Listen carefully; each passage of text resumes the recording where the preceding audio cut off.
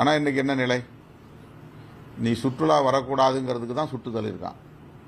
பொதுமக்கள் மேலே இருக்கிற கோபம் அல்ல அது, இந்திய ஒன்றிய அரசாங்கத்தின் மேலே இருக்கிற கோபம்.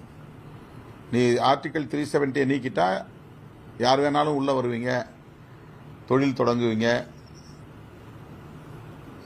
இங்கே இருக்கிற கனிம வளங்களை சுரண்டுவதற்கு முயற்சி செய்வீர்கள்.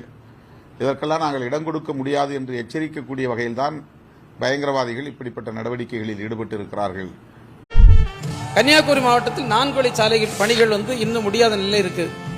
இந்த சூழ்நிலை மாவட்டத்தில் போக்குவரத்து நெரிசல் கொண்ட குறுகிய சாலைகள் வழியாக கேரளாவிற்கு கனிம வளங்கள் அதிக நகர வாரங்களில் எடுத்து செல்வதில் உள்ளூர் மக்களுக்கு பல்வேறு சிரமங்கள் ஏற்படுகிறது.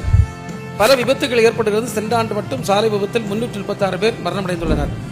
இதுபோன்ற சவால்களை கட்டுப்படுத்த கனிமவள உற்பத்தி, போக்குவரத்து போன்றவற்றை கணினிமயமாக்கி இ-பாஸ் முறையை நடைமுறைப்படுத்தவும், 10 சக்கரங்களுக்கு அதிகமான அதிக நகர வாகனங்கள் குறுகிய சாலைகள் செல்வதை தடுக்கவும் நம்முடைய அரசு பல முயற்சிகள் எடுத்தது. அதுக்கு நீதிமன்றம் சில தடைகளை விதித்திருக்கிறது. ஆனால் அந்த தடைகளை மாற்றிவிட்டு மீண்டும் அதை நடைமுறைப்படுத்த நான் அன்போடு